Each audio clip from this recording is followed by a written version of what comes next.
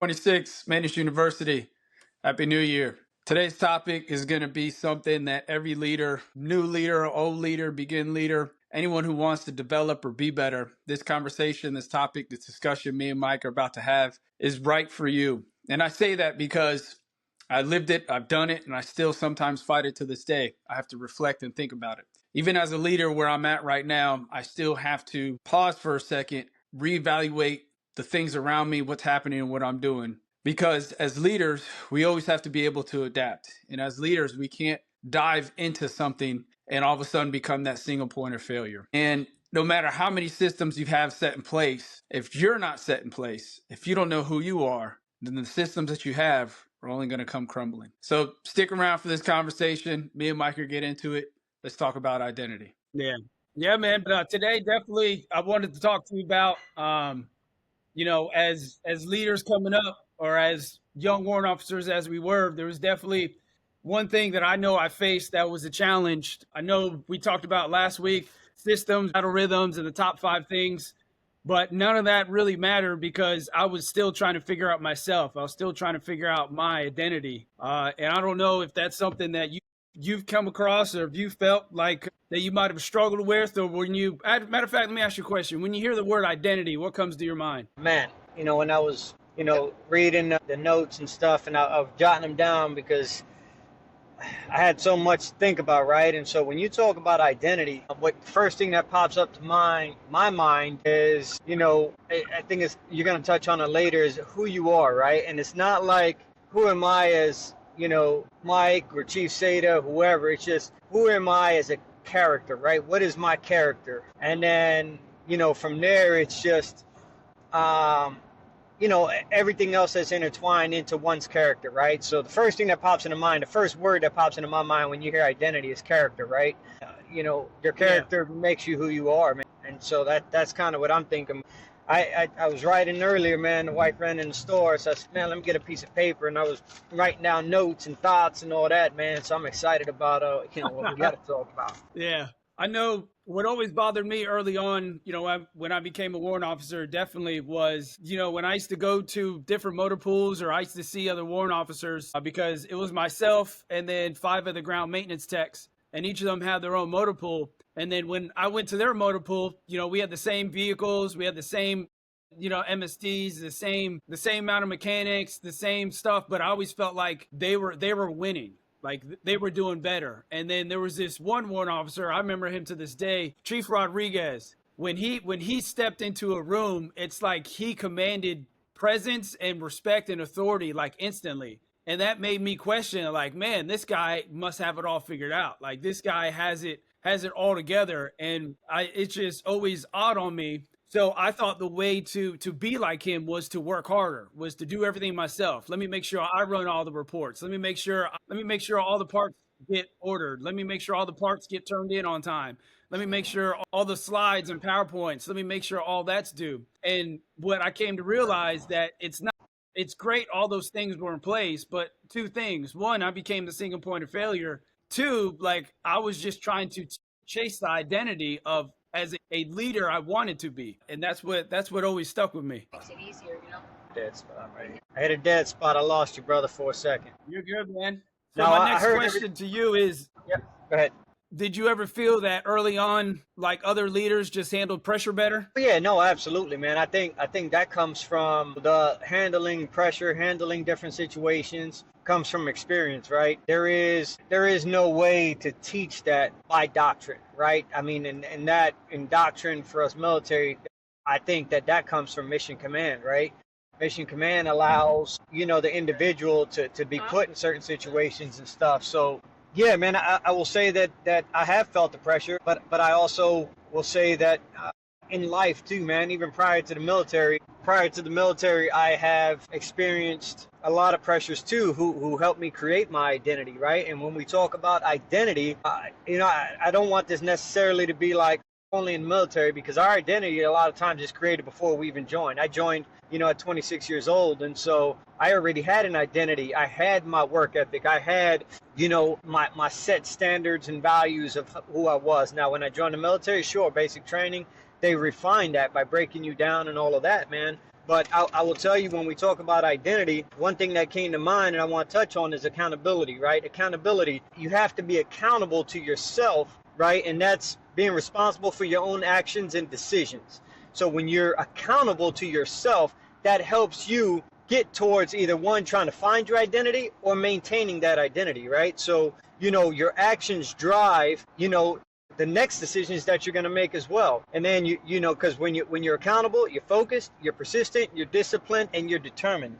When you are all of that, then you're accountable. Now, on the flip side of that, right, I don't want to confuse that with responsibility, right? It is your responsibility to adhere to, that identity. If you are saying that you're a professional, well, it is your responsibility to conduct yourself in a manner where you are going to be a professional, right? Commitment to fulfilling the obligations. Now these two merge. Holding yourself accountable. Yeah. It is your responsibility to hold yourself accountable. And then, in all of that, you're answering to yourself. And I think when you merge those two in, I think that helps you find your identity, or at least get you on the right path to find that identity that you want to maintain or achieve.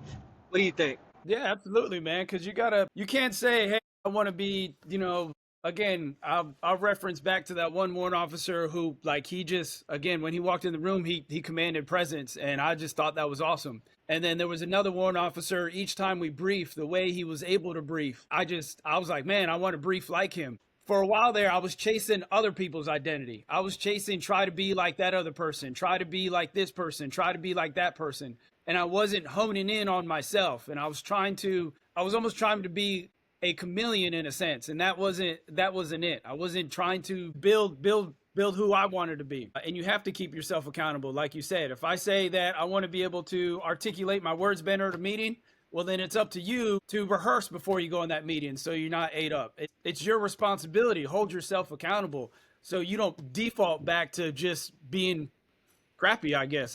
That's the best way to say it, man. Oh, yeah, absolutely. And accountability, right, is not solely to yourself. It is to yourself, but it also is to others. If you make a promise, you are accountable to them to hold that promise, right? So it is your responsibility now to be, it is your responsibility to hold yourself accountable, to be accountable to them, if that makes sense. No, it does. And then especially when you in our position, and as you come up, regardless, when you're put in a situation where there's a lot of pressure, like, you're going to fold and crumble to who you are. So if you're naturally a lazy person, when the pressure gets put on and you have to perform, if that's not who you are, then you're not going to perform well. You're going to crumble under pressure. You're going to be that soft Pop-Tart, Oh, yeah, no, absolutely, man. Absolutely. So for you, my next question, Mike, was there a moment for you where things started to click? Like when you came up, when you started to figure out, hey, this is the person I want to be. This is the leader I want to develop to. This is my own personal standard. Did you ask me, is there a time when that started to click? Yeah. Was there a moment or a time where you're like, crap, I need to get my stuff together because this is the person I want to be as a leader, as a person, as a maintainer, as a warrant officer? Well, yeah, for sure, man. And I honestly, for me, that started before I even joined the military, right? The reason I joined the military was because something clicked and said, hey, I needed to be holding myself accountable to be a better father, husband, family man. And then I did that. And then, throughout my career, I continued to hone in on, the leader that I wanted to be. I saw good leaders, I saw bad leaders, and I took qualities. Let me not say not qualities. I took a little bit of both. And then, what I did was I said, hey, this is a good leader right here. And I'm going to take what he's given me and I'm going to put it in my toolbox. I also did the same thing with bad leaders. I took that stuff and I put it in the bottom of the toolbox. And why? Because I always knew when I needed to reach deep into my toolbox, right, I didn't want to reach in and grab that tool, right? I knew that tool was there, but it wasn't an effective tool. But I put it in there so I can constantly see that. Because if I didn't see that, then I would forget that was a very ineffective tool, if that makes sense. No, it definitely does make sense. I don't want to be that person, so I'm definitely gonna. What do we say? Now I know what not to do. Right. I don't want to end up like that person. Yeah, well, yeah, and like, you see it all the time when when deadlines need to be crunched or when vehicles break and they need to be repaired very, very quickly. the people who know who they are, they seem to excel and exceed more. They don't fold under pressure, you know. Right. Right. No, And they go absolutely. and it goes back to what we talked about last week, you know, maintaining those 5 things. Like regardless if you have the best battle rhythm set in place, it doesn't matter, because if you're not going to hold yourself accountable to maintain that battle rhythm, to maintain those systems, it's just going to fall apart, man. It's just definitely going to fall apart. Absolute. Absolute.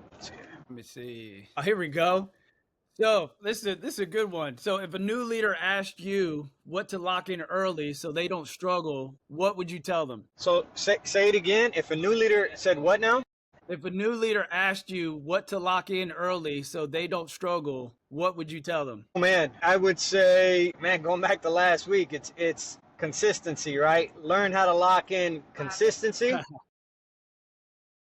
And, you know, especially this topic is an identity, right? And when I speak specifically of identity, that doesn't mean like, hey, know exactly who you are today, right? It's more of knowing who you are or where you're going, right? So that way later on, this doesn't create an identity crisis, which in turn will cause accountability and responsibility issues, right? So Yeah. that's if I had to say that, that would be the first thing that I would give somebody is, hey, understand that, you know, they all kind of tie in together, right? And so the responsibility, you know, and then that consistency. Yeah, there's this, what is that at? Where's my note? Definitely here, I got What were you 2 more saying? questions that I wanted to talk about.